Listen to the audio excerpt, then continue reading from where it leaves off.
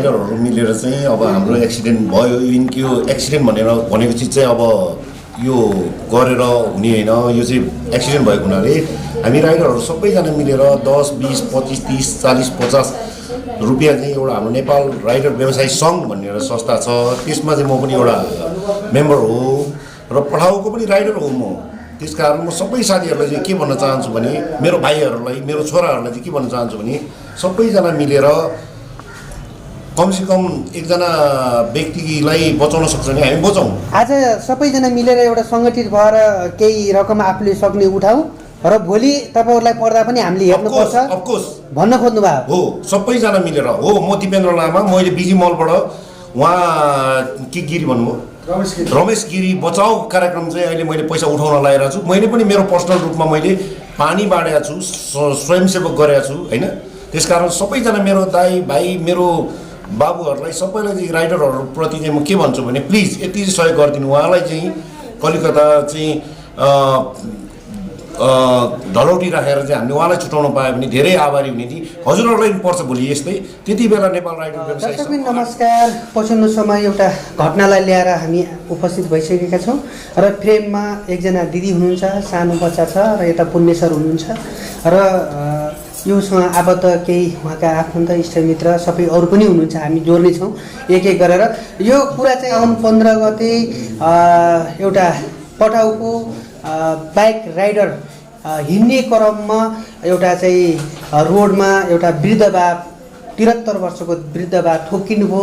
त्यसपछि उहाँ सामान्य एउटा घाइते हुनुहुन्थ्यो र त्यसपछि उहाँ हस्पिटलको क्रममा 2 दिनपछि उहाँको मृत्यु भयो भन्ने कुरो पनि आयो र त्यसपछि जुन राइडर हुनुहुन्थ्यो उहाँ अहिले कारागारमा अनुसन्धानको क्रममा हुनुहुन्छ। के भन्न चाहन्छु भने पठाउ कम्पनीले तुरुन्तै 5 होइन 10 होइन आवश्यक पर्छ भने 20 लाख पनि उहाँलाई उपलब्ध गराएर 20 लाख भनेको उसको लागि 20 रुपियाँ सरहको अरबौं खरबौं रुपियाँ त्यो बङ्गलादेशी कम्पनीले कमाएको छ र त्यसका नेपाली एजेन्टहरू पनि खुबै मोटाएका छन्। सत्ताधारीसँग पनि सेटिङ गरेको छ र उहाँलाई जसरी हुन्छ राम्रो उत्कृष्ट वकिल पनि दिने अनि त्यसपछि उहाँलाई आर्थिक रूपमा पनि मद्दत गर्ने।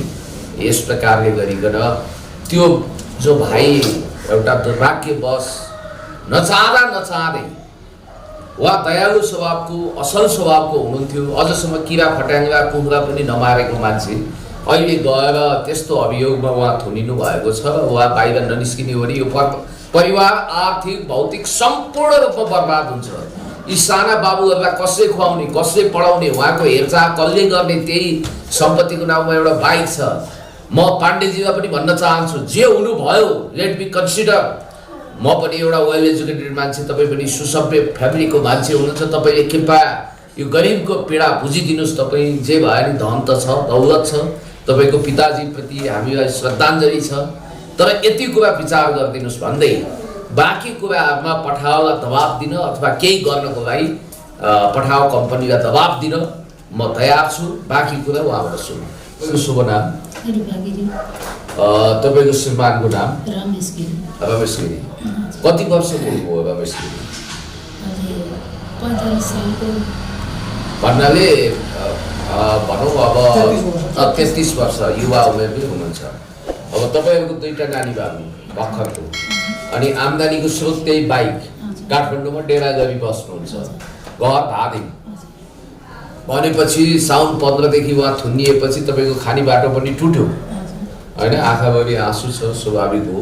अनि जो मृतक हुनुभयो उहाँको नाम के हो? बुढा मान्छे भेषराज पाण्डेज्यू जो मृतक हुनुभयो उहाँलाई श्रद्धाञ्जली दियौँ हामीले। अनि उहाँको छोराको नाम जो छ तपाईँको कुराकानी भएको थियो, उहाँको नाम? उहाँको चाहिँ जुन फोन नम्बर पाएको सरको नाम चाहिँ जगदीश पाण्डे भन्ने सुनेको। ए जगदीश पाण्डे, हजुर। ल जगदीश सरलाई हामी करजोरी बिन्ती गर्छौँ कि उहाँहरू जस्तो एउटा गरिब निमुखा मान्छेलाई कमसेकम जे भए पनि तपाईँले यसरी लामो समय थुनेर राखिदिने त्यस्तो नगरिदिनु होला।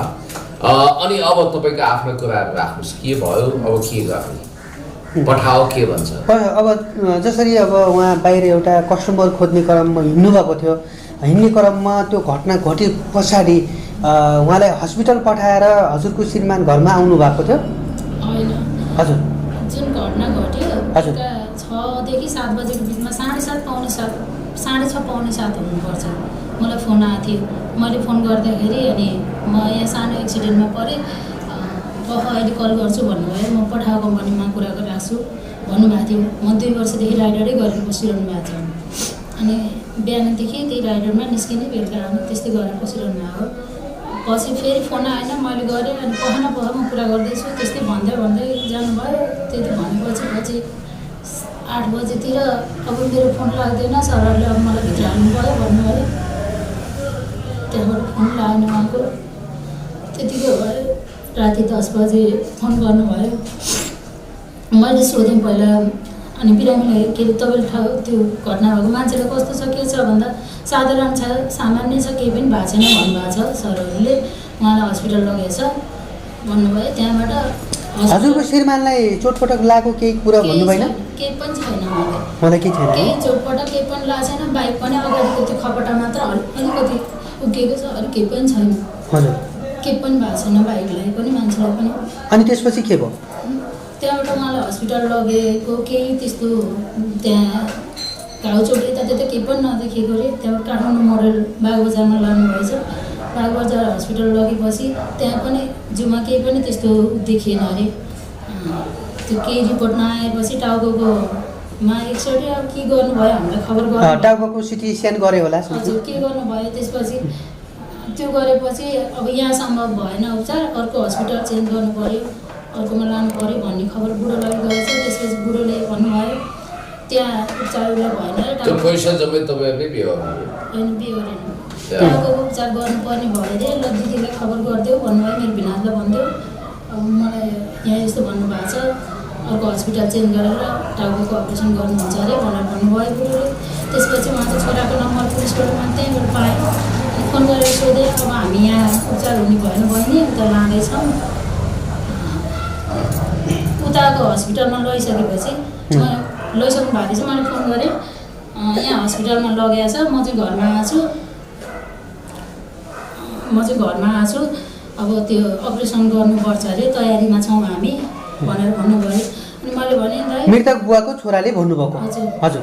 अनि मैले दाइ बाबु नानी सानै छ, मेरो कोही छैन हेर्ने मान्छेहरू, मेरो हेर्ने मान्छे कोही छैन दाइ, म भोलि आउँछु बच्चालाई कसै। त्यो कुन हस्पिटलमा औषधि उहाँहरूले माइती घरको अन्नपूर्ण न्युरोमा त्यहाँ लिएर चाहिँ भर्ना गरेर औषधि गर्ने क्रममा उहाँ जुन मृतक बुवाको छोरासँग हजुरको कुरा? हजुर हजुर। हस्पिटल राखेको छ, अब अपरेसन गर्नुपर्छ भन्नुभयो।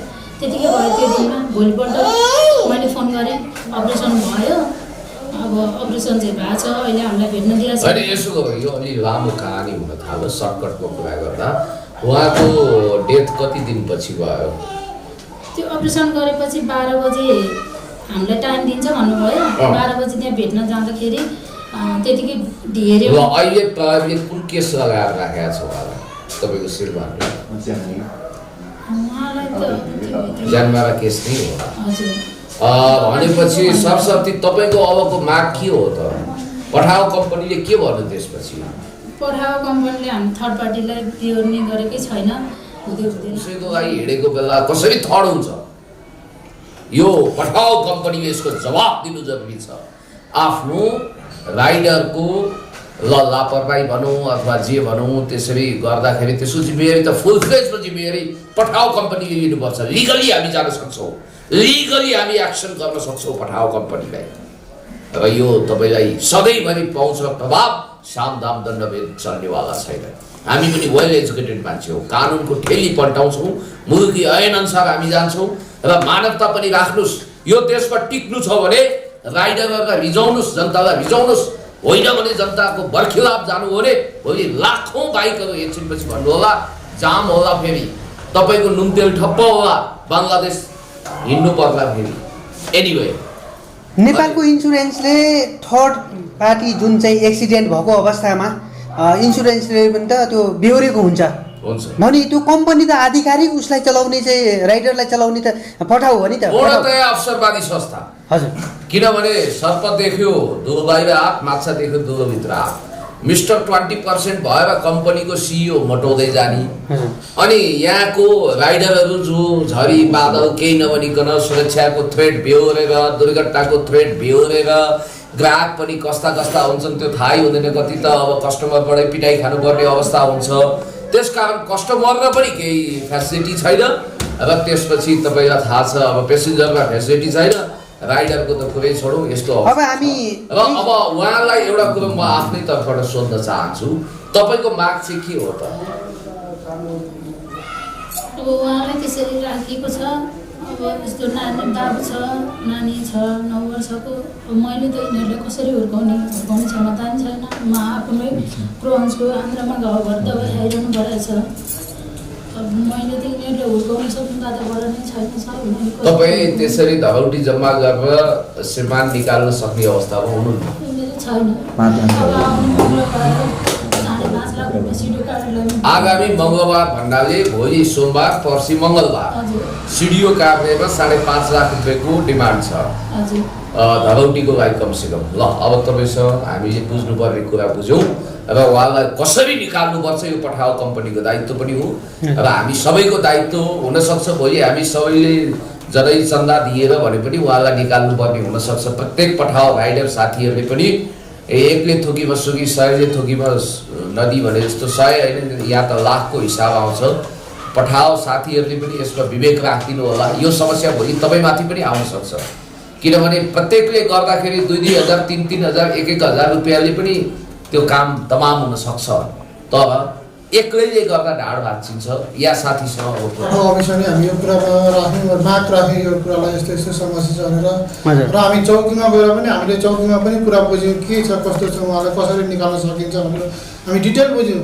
पठाउ अफिसले चाहिँ के भनेछ भने हामीले प्यासेन्जर र हामी राइडरलाई हामी हेल्प गर्छौँ, थर्ड पार्टीलाई हामी सहयोग गर्दैनौँ। थर्ड पार्टीमा हाम्रो रुलमै छैन। थर्ड पार्टीलाई रुल नभएपछि हामी थर्ड पार्टीलाई हामी सपोर्ट गर्नेवाला छैनौँ।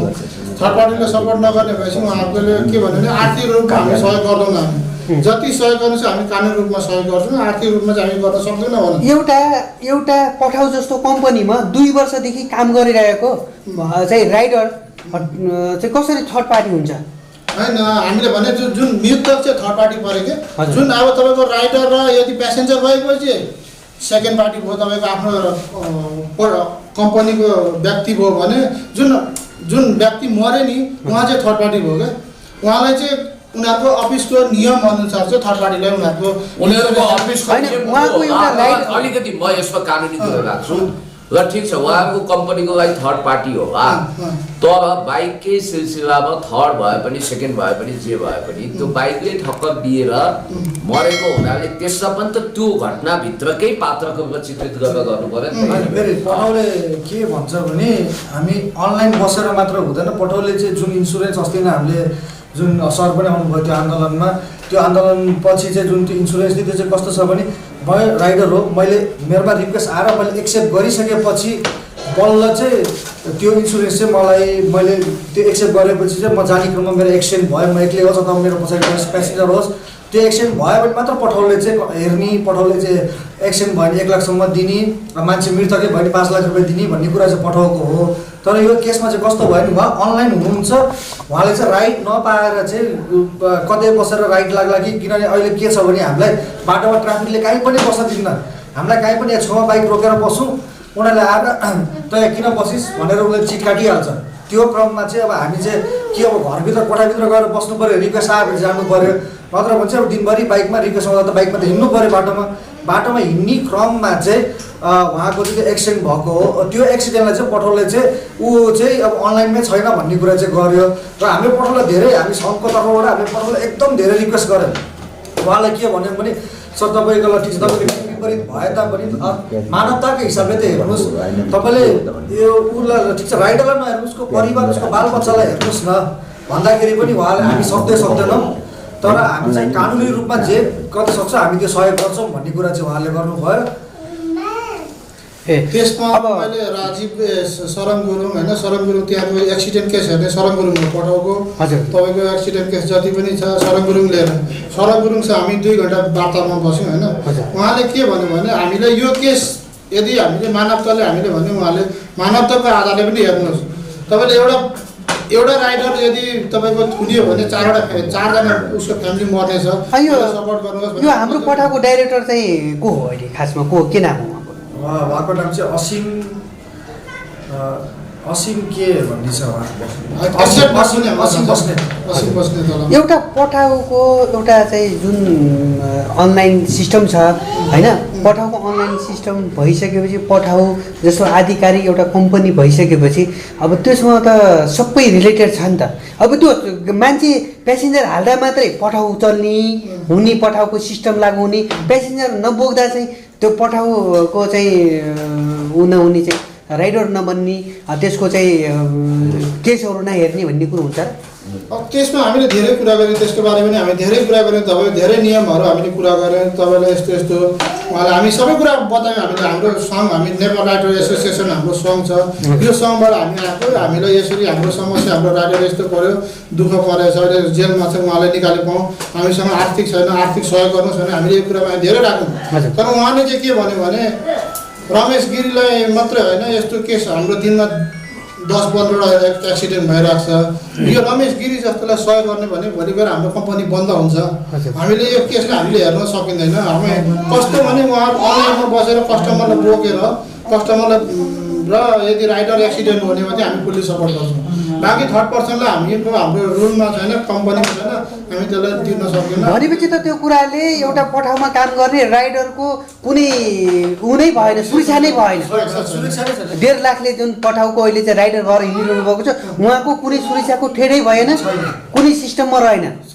अनि यो कुन तरिकाले उहाँहरूले चाहिँ यसरी चाहिँ पठाउलाई चाहिँ 20% तिरेर अनि एउटा कस्टमर बोकेर हिँड्ने त?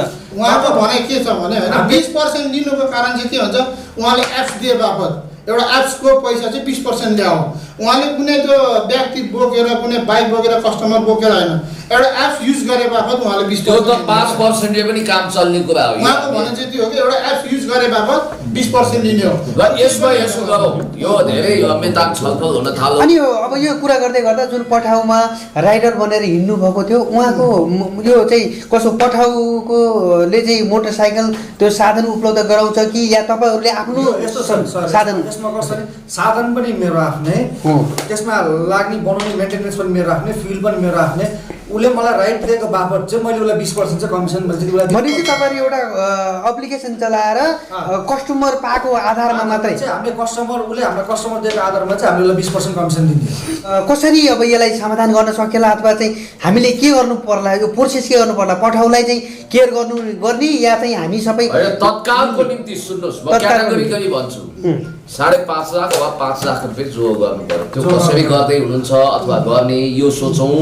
दोस्रो कुरो कानुन त वा एउटा भनौँ भवितव्य त्यो दुर्घटना जे भनौँ त्यो भएको हुनाले एउटा गरिब मान्छेलाई यो समस्या आएको छ। भोलि अरू हर कसैलाई 1.5 लाख मध्ये हर कसैलाई हुनसक्छ, बुढी मरी भन्ने होइन, काल पल्क्यो भन्ने समस्या भन्छन् यसलाई।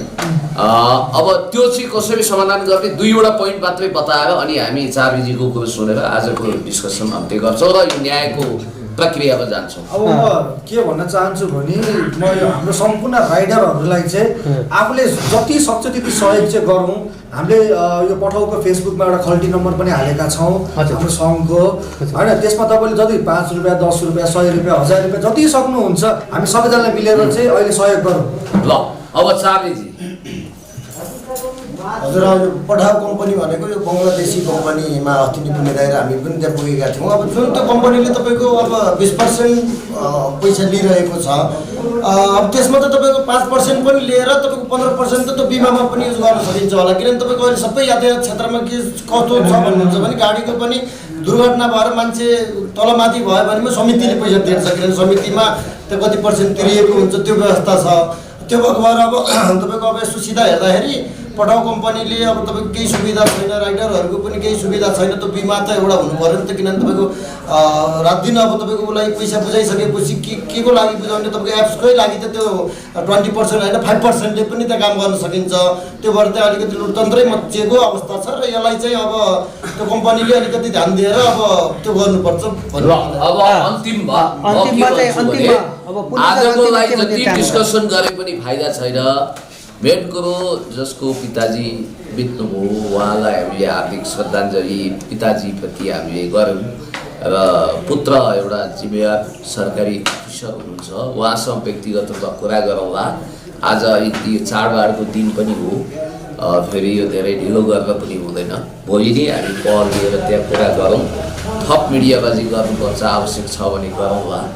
म तपाईँहरूलाई के सल्लाह दिन्छु भने आज हामी मिडियामा पनि गयौँ र पुण्य गौतमजीसँग पनि भेट्यौँ भन्ने सन्देश दिँदै बरु मिल्नको लागि पुण्य दाइलाई हामी यहाँ बोलाउँछौँ, यताउता गर्छौँ, एकचोटिलाई माफ गरिदिनुहोस्, ज्यान फिर्ता आउँदैन भन्ने मानवीय कुरो न हो। माया प्रेम करुणाका साथ तपाईँहरूले यो कुरा राख्नु भने मन पग्लिन सक्छ, हामी त्यहाँ पनि गरौँला। एक दोस्रो कुरो पठाओ कम्पनीमै गएर पनि कुराकानी गर्न सकिन्छ, तेस्रो कानुनी बाटो पनि हेर्न सकिन्छ। अहिलेको लागि चाहिँ हामी यति नै गरौँ, आवश्यक पछि कदम चाल्नु पर्यो भने हामी चालौँ। हस् दर्शकबिन, यसै गरी हामीसँग यही पठाउकै राइडरकै रूपमा काम गरिरहेका दिपेन्द्र लामा हुनुहुन्छ र अहिले यो उहाँहरूको जुन सङ्गठन छ, जुन एउटा समस्या परेको छ, एक्सिडेन्ट हो, एक्सिडेन्टलाई रहेर उहाँले चाहिँ आफ्नो विचार राख्नुहुन्छ, के भन्न चाहनुहुन्छ र के गर्ने, अब कस्तो तयारी छ तपाईँहरूको?